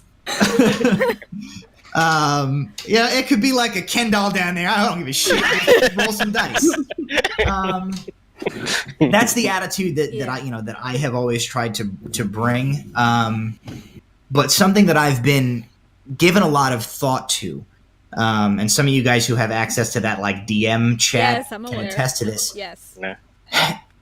Even if we only have a couple of people watching every week, and even if my Tabletop Legends cast is 7 fucking white people. Let's hope they're not doing that on camera. That's Is there a comma there? That's the other spin-off podcast. 7 fucking white people. Even if we're all just a bunch of straight white people, that's a pretty homogenous mix. But I would like if I had been like, now I got to get me like an Indian person for my show. Like that token black guy, token Chinese guy. Yeah, I need a black guy. That's not cool. We need a diversity hire. So the only thing that I can do is be conscious as the dungeon master in the way that I present my world. Issues of inclusivity are something that I give a lot of consideration to, because, like I said, as the generic starting character from every video game you've ever seen, like it's about the pull that I have is like I can craft the world where, in whatever way I'm able to, the most I feel like I can do is try and just make it known that like there are people who are different different races. I mean, in a very extreme sense, in the D&D. Oh yeah. Yeah. Racism. You know, there are real people thing. who have different cultures, Yep. different religious beliefs, Yep. different sexual orientations. You know, as I was mentioning, like I kicked off a big discussion, or you know, tried to like poll some thoughts from other DMs and producers about how to go about including a transgender character in my world, because it was something I'd given a lot of thought to, and it's, you know, the type of thing where being inclusive is important to me, but also being genuine and real about the way that that's very presented. real, yeah. You know, I don't want to be like, oh, here's this NPC and their only defining feature is that they're a transgender person, because that's pandering. Yeah. What color is their hair? It's transgender color. So the challenge that I see in D&D is, how do you make the effort? Because I think it is an effort that needs to be made and should be made. And it should be a conscious effort for sure. I mean, it almost has to be, like as white guy, it's almost like I'm already in the door, so it's my job to like hold the door open. Yes. Yeah, but the fact that you think about that is like is really nice, because there's a lot of people who aren't necessarily like, I only want all of my, like, they're not consciously trying to gatekeep and keep people out, but they just are so unaware of it that they don't realize that every NPC that they're making is a straight white dude, or like everyone is fitting into a certain like box, cookie cutter stereotype. Like the fact that you've actually like put the consideration into it, I think is like a really important step. And because it's enough to say like, well, I think everybody's equal, but it's another thing to actually make a conscious choice to, one, like do that, and two, get opinions from other people, specifically people who belong to those groups, to make sure that you're doing that in a sensitive, like realistic way. Like that's the kind of thing that like I know I like to see. Like on your first episode, like they were speaking to the guards and they wanted to talk to the person who was like in charge of the town and keeping everybody out. And I didn't even expect that person was going to be a woman. And like it that's what it was. And I was like, there you go, Matt. That's what it is. There you go. Tom Mommy coming in. Here we go. You got a standing ovation. Nice. Brought in It's a just little bomb. things like that. I specifically brought in SNL because, like, obviously, this isn't the first time that SNL has kind of like missed Drop the mark. ball, yeah. Oh yeah, and I think that is very interesting that coming from such success as their whole, why don't we have a black female on our cast, and we've been on air for almost like 40, 50 years, was a huge thing. And then to make a skit talking about the fact that like when we have special guest stars that are like black women, they play every black joke, like female joke, in every skit because they have to catch up for all that missed time. So having that It's like kind the of writer's room just has like a bin. Yeah, of just just- and now, we don't Kind have of like the hurricane What's list, her like how face? they name the hurricanes. Oh, here's all the letters A to Z, and here we Yes. go. If you guys want to see a really funny example of it, Kerry Washington was the first to kind of like make note of it on the show. They were having the Obama's coronation dinner, and she was playing Michelle Obama, and she's like, "Oh, great! Like Michelle Obama's going to finally get a chance to meet Oprah Winfrey." And there was no other actress to play Oprah Winfrey that wasn't going to be problematic. So Kerry Washington was like, "Oh, I'm Michelle Obama. Let me just go to the bathroom really quick." And she races off and comes back on as Oprah. And they're like, "Well, you can't have Oprah Winfrey show up without having like scandals like Shonda Rhimes show up as well." And so they just list all of these like very famous black female celebrities to the point where Kerry Washington literally looks at the camera and is just like, "Why don't we have more?" I'm not playing all of these. And so I'm like, there's a lot of opportunities that happened in this skit that I was like, it's older than the idea of like race relations in improv. We have seen a lot of connections over time, and everything that we've just talked about in this episode, improvisation is integral in what D&D is. So the fact that like this feels like there was a very like undecipherable understanding of what D&D is from like back in the 80s, and it being shown in this year, it seemed a little bit like off the mark for me. Oh yeah. But I'm so wondering off the like mark. why we think that, why that has been happening. D&D's gay as hell. Everybody's gay. You're right, bitch. You're right. I mean, Was it? I mean, Was it actively stated in that skit that it was D&D? Because Yes. I missed it if it was. Oh, it was. Okay. yeah, they're specifically talking. So like they're a D&D group that all work together as like in an office space, Okay. and a lot of the jokes are coworkers mentioning how these people are just like socially inept in the world because all they see is like what D&D is. And I'm like, there's so many jokes that can come from that. Like, trust me, I would much rather have a real world conversations about my relationship life in D&D than to actually talk to a real person and have a relationship with them. That is much more of a funny joke than to have like, I can't talk to human beings because I right, play D&D. yeah. So it just didn't seem updated. Like that joke, that skit seemed like that was something It would have been funny back in 10 the 80s. years ago. Yeah. Right. Yeah. One of the things so what I took away because you posted it up and asked us to watch it so we could talk about it. So I watched it. I didn't get particularly like. I wasn't like I didn't feel a certain way about it really. I didn't find it particularly funny. But that wasn't because I was like, oh, look at them shitting all over D&D players. I just thought it was like kind of a lame skit, kind of Which a lame is a duck lot of of a skit. SNL. It's cringy. Right. Like, how do I finish watching this? It's not enjoyable. And that's I think that's my biggest point is that it wasn't offensive. Like we said, it was something that would have been Funny. legit Yeah, it's funny dated 10 years joke. ago. It just wasn't funny. And I think having a platform like SNL, which it kind of prides itself in being an improv mecca, like people who get started and they get their big hit, they're looking to go to SNL. Misses like that are pretty huge when it just kind of falls flat. And it was an easy kind of home run that just kind of fell flat for me. I get the sense that like, so I mean, I did it in the in this very episode when we were talking about being precious about your stuff that you've crafted. I went, oh, my world that I've crafted. Right.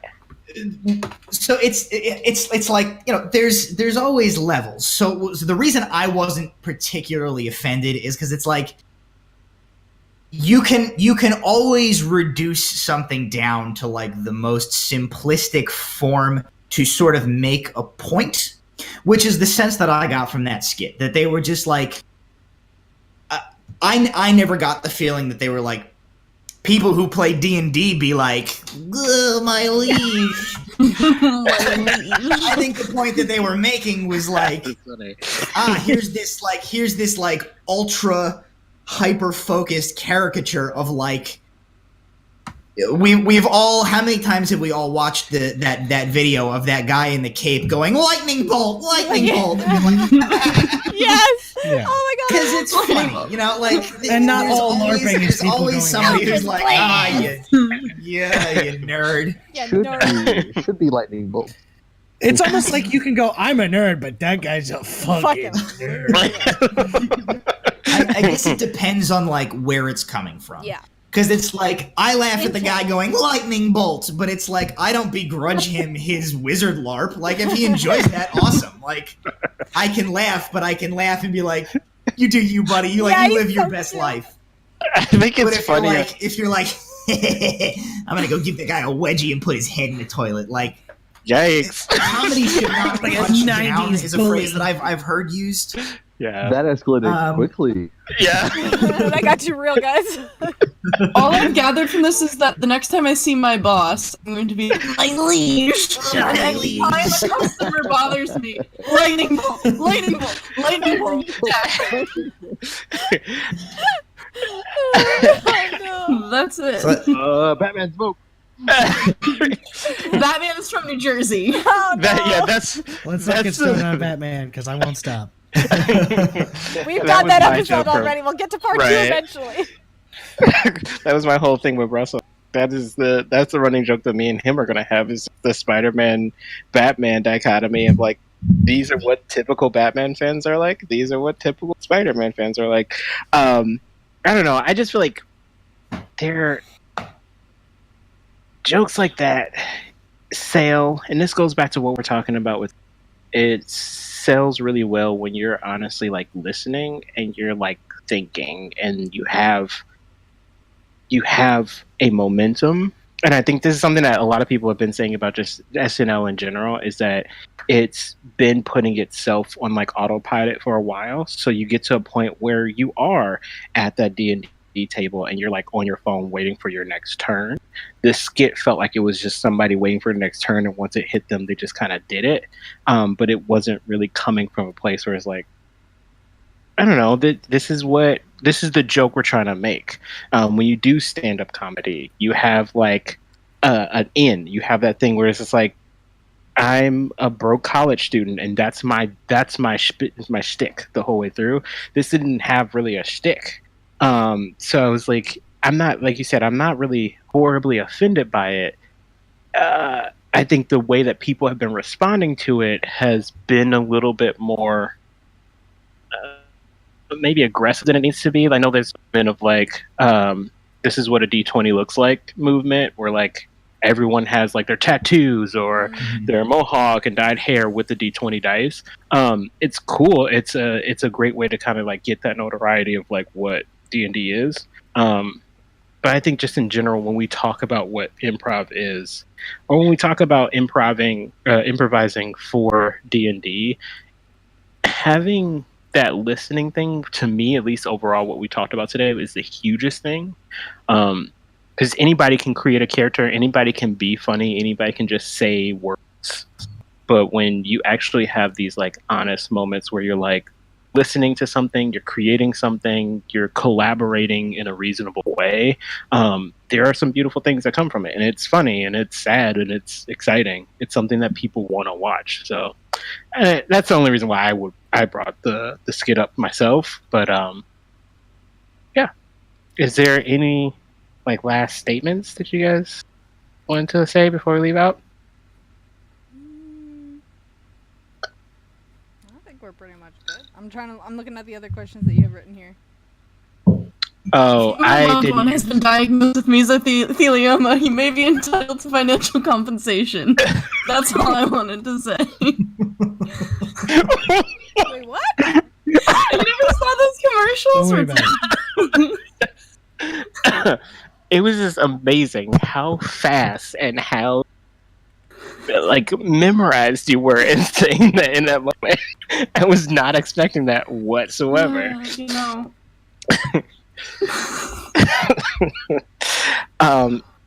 Anywho, any pluggers, anything coming up for you guys that we should note about?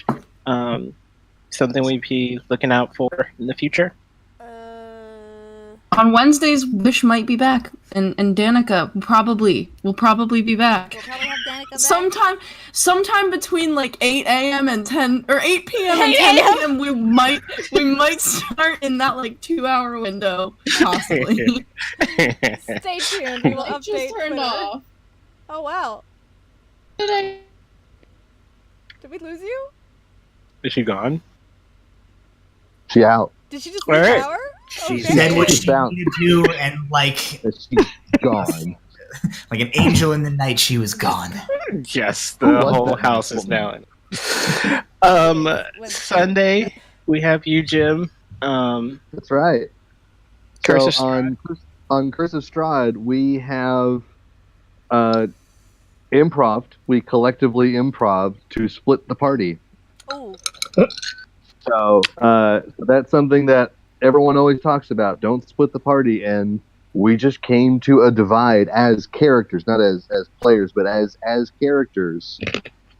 We had a very kind of dramatic split, and so some of us are staying in the town, and some of us are going to try to sneak out of town, and hopefully we can get all of us back together again. So tune in this Sunday for another episode of Peter Pan, aka Curse Shot, where they run away from home. Saturday we have you, Christy. I know I'm going backwards. Before Saturday, well, sure, we'll go backwards. Saturday, we should be back. We should have Jamie back. We may or may not be fighting a white dragon with a cold breath, and our Jamie's character. Yeah, why's gotta have a cold breath? Because Jamie's character has PTSD from the cone of cold that basically killed his dog a few sessions back, so it's gonna be great. Wait, I'm sorry, Victoria got killed? No, this is before Puptoria. Our first dog died. Not the new one. We got a replacement. She's fine. She's at home. To have a conversation with Jamie. If I missed No, we learned the first time. We left the dog at home in our mansion with Aeon's new wife. The dog is being taken care of, but our first dog died of a cone of cold, and we're now going to be fighting a dragon, so he's got a little bit of PTSD. So that's going to be fun for Saturday. So join us Saturday where Victoria joins us for a 100 information where she becomes a new coat. Friday. That's on Inside Check. On Saturdays, I think we start 9:30 p.m. Saturdays you guys start at like 9:30. On Friday, you start at 8. Yeah. Friday, Storm King's Thunder.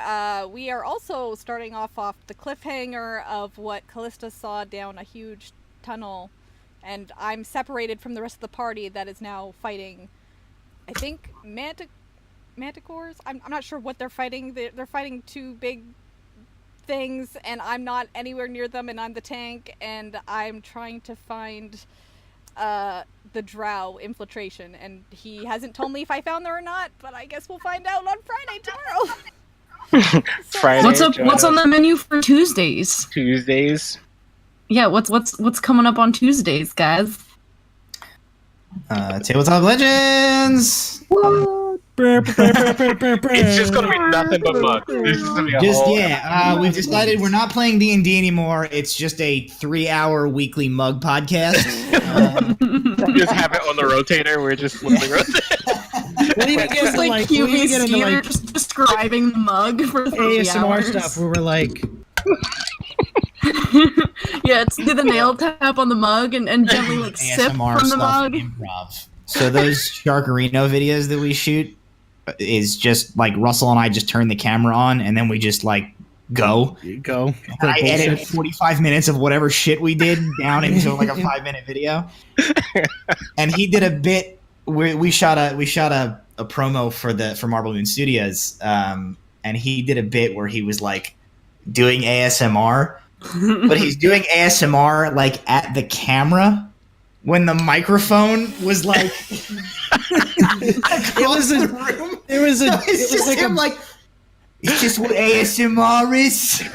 It was like a bowl that had like a bunch of colorful rocks in it. I was like, is this what the kids call ASMR? You getting those tingles? And it's like not at the microphone at all. Shock, the microphone's over there. You got to do it in the microphone.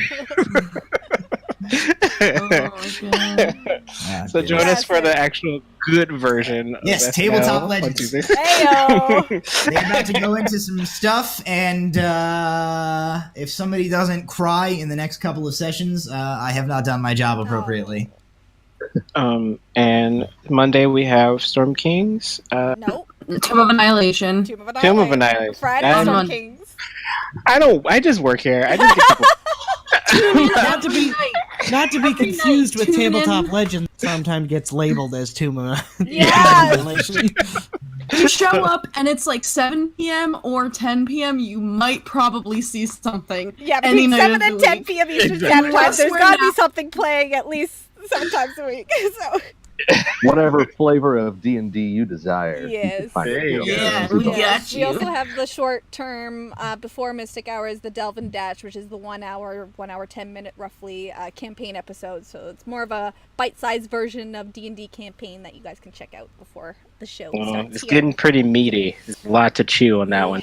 And then next Thursday, it's going to be pretty good. Meaty bite-sized pieces. Yeah. Check out our Patreon. There's patreon.com/proficiency bonus for the channel, and you can join our private Discord. And also, if you want to support the podcast, you can go to patreon.com/MysticHour and support the show there. What else? I think that's about it, guys. Well, Donate if you to just the wanna- local caucus. Glucose if you just want to Guardian. send me money, you can Yeah. send me money. Yeah, it's my Russell. birthday tomorrow, and I have to get my own insurance starting at the end of this month to send me money, and I'll Oh, reward you Victoria for Key it. Insurance. Christy wouldn't know anything about that because she's from Canada. So. Yeah, shut up, Christy. Nobody asked you. I'm just If I On get- that One am I health here again? insurance, Die. please. I'm just a America. producer. America. Canada's On not that a real note, country, remember? It's part of the USA. DD campaign. It's not a real country. It's fine. I don't really exist. Oh, jeez. Yes, Chris, you can go now. On that note, thanks for watching. We will see you here next week. Kid, love you. Bye. Bye. Roll your bowling balls.